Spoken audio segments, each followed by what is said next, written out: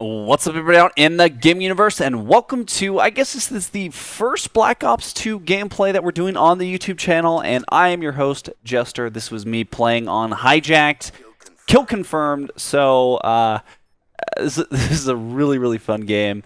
And there's two things I wanted to talk about. First of all is the create a class in this game. What I've been doing, maybe you'll get some new ideas. Maybe we can, leave what you've been doing in the comments. And this is what's been working for me.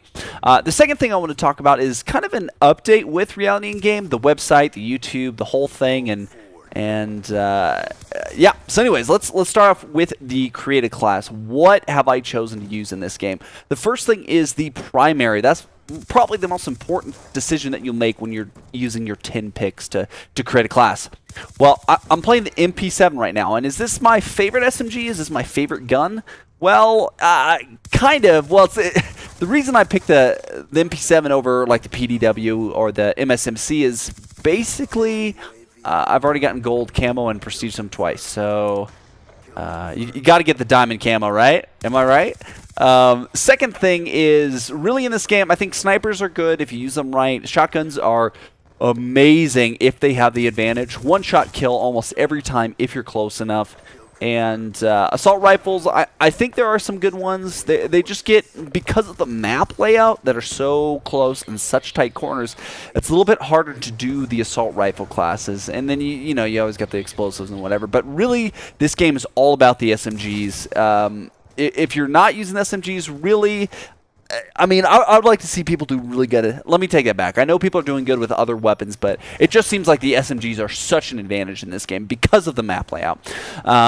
What else? Oh, yeah, okay, so the attachments. On any SMG, really, I have to use a silencer because of the way you play the SMG in this game, or at least the way I play it. Flanking a lot, getting behind the enemy a lot, getting caught on cover and almost dying. I try not to do that too much, but the silencer seems to be pretty much mandatory for the way that I want to play. The second attachment, and I think having two is really cool in this game, and I always take two. The second one, I usually do the laser sight or the foregrip, and usually just the foregrip on the PDW.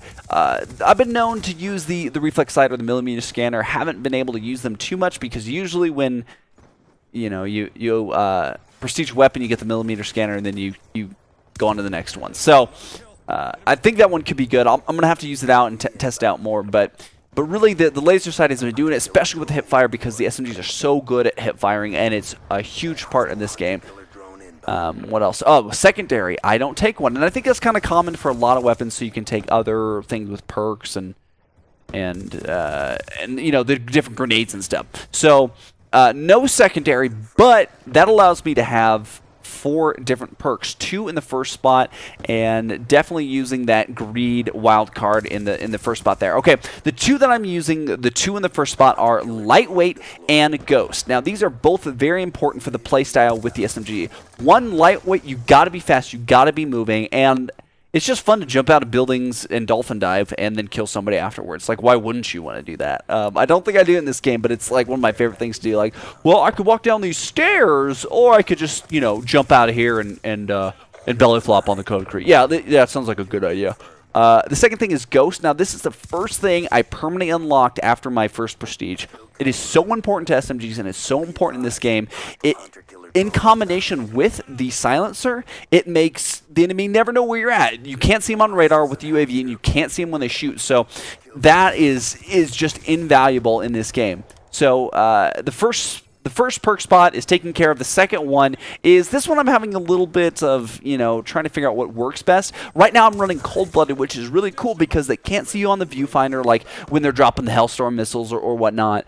And then like sensor grenades, they can't see you and whatnot. Oh, this engagement is heartbreaking. The lightning strike came up and I thought I killed him, and I didn't. So I have to start over. So, but it's not that big of a deal.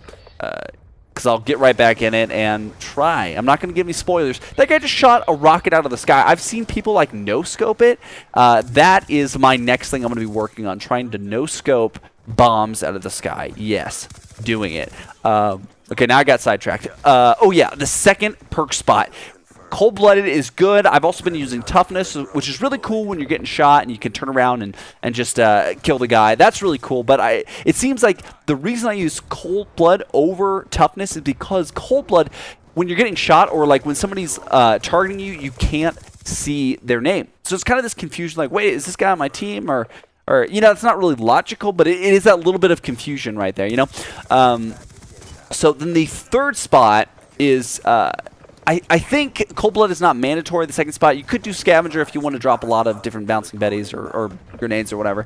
But I think the third one is pretty mandatory for this class. Maybe you could do Extreme Conditioning, but I've been running Dexterity because Dexterity allows you, after sprinting, to get your gun up faster, and it allows you to climb up things faster, which, if you're flanking a lot and being sneaky, like James Bond, you kind of got to be able to climb things fast and jump over things and do what you need to do. Now, in this little segment right here, in this, I guess, kill streak here, I wouldn't consider this camping, but I'm just very cautious because I'm really close to the stealth chopper, and I definitely want to get it and make sure to secure it. And that's really smart. I'll talk about score streaks in a second here, but Dexterity is the fourth perk that I use. Okay, now we're doing the tactical. Now I could take a secondary if I'm running out of ammo, or maybe I'd take a rocket launcher to, you know, maybe shoot down air support or whatever. But I've elected to choose the Bouncing Betty and the Shock Charge because in tandem these are great for getting Bouncing Betty kills because the Shock Charge shocks the person,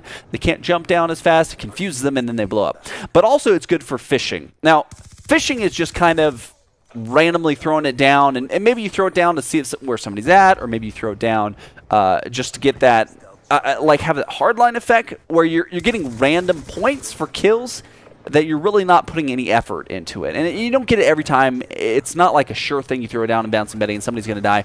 But it really does help, you know, maybe secure that next score streak or whatever. I think that's pretty much it for the class. I did not mean to go into the turret right there, or the sentry gun. Oh, that was an accident.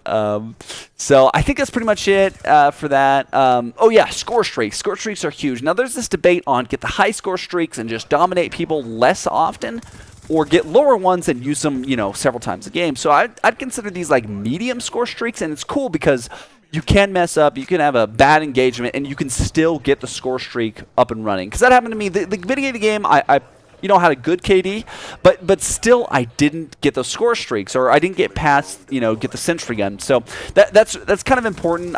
You know, there's always this like perfect match of score streaks that allows you to, you know, get those high ones, but still get obtainable ones that allow you to get more. So I'm trying to experiment. This one's a really good one, especially for like fast-paced games, because you might die a little more often, but there's a lot of utility in them.